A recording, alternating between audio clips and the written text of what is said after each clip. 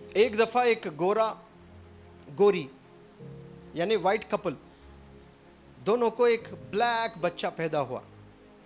माँ तो खुश हुई क्योंकि मेरा ही बेटा है, लेकिन बाप खुश नहीं हुआ है। बाप खुश नहीं हुआ, उसने डाउट किया, I smell a rat, there is something fishy. माँ तो खुश हुई है, ये मेरा लाल आया है, मेरा बेटा आया है, लेकिन बाप खुश नहीं है, ये काला कहाँ से आ गया? मैं भी गोरा, मेरी वाइफ भी गोरी। अब वो शक करने लगा बीवी पर, देयर इज समथिंग रॉन्ग। अब वो मनाने लगी कि believe me it is our करके, ये हमारा बच्चा है। वो मानने को ही तैयार नहीं है, एक पल के लिए वो कन्विंस नहीं है। अब वो डॉक्टर्स के पास लेकर गया, चेक करा रहा है, डीएनए टेस्ट कराया। डीएनए से तो पता चल जाएगा ना, मेडिकल स्टूडेंट्स हैं आप लोग। डीएनए में बता रहा है कि ये दो गोरे का एक काला है। बोला नहीं, डीएनए भी गलत है।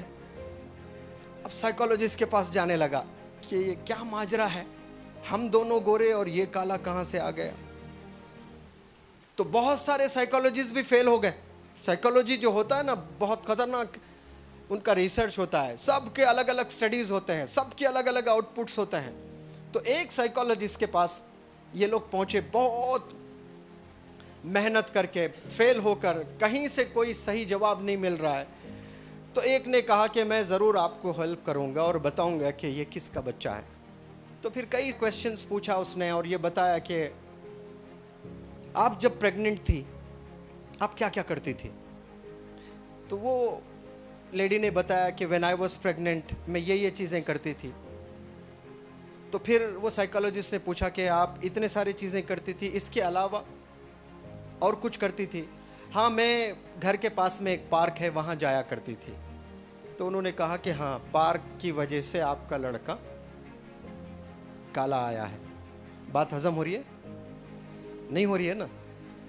उसको पता चल गया park is the solution, bus park से ही निकलेगा कुछ ना कुछ। तो उसने कहा कि पार्क में क्या करती थी? पार्क में मैं कुछ नहीं, तन्हा बैठती थी। हाँ, आपके तन्हा बैठने की वजह से आपका लड़का जो है काला आया है। यह भी बात समझ में नहीं आ रही है। फिर उसने पूछा कहाँ बैठती थी? बोला वो पेड़ के पास बैठती थी। बैठकर क्या करती थी? मैं वो काली मूर्ति थी उसको रोजाना देखती थी। यानी रोजाना आप काली मूर्ति को देख रहे हो तो लड़का भी काला हुआ है। इतना इफेक्ट होता है सोच पर। आप रोजाना नेगेटिव सोचते रहिए, पेन बुक दीजिए, अभी लिख दूंगा, आप नीट क्लियर नहीं करने वाले हैं। रोजाना आप पॉजिटिव सोचते रहिए, रोजाना आप ये सोचते रहिए कि I am going to be the next Karan, I am going to be the next Amar Singh. आप ये सोचिए, आप पॉजिटिव सोचिए तो रिजल्ट पॉजिटिव आएगा। एक ब्लैक मूर्ति को रोजाना वही देख रहे हो, वही देख रहे हो, वही देख रहे हो, तो उसका असर आपके प्रेगनेंसी में होता है।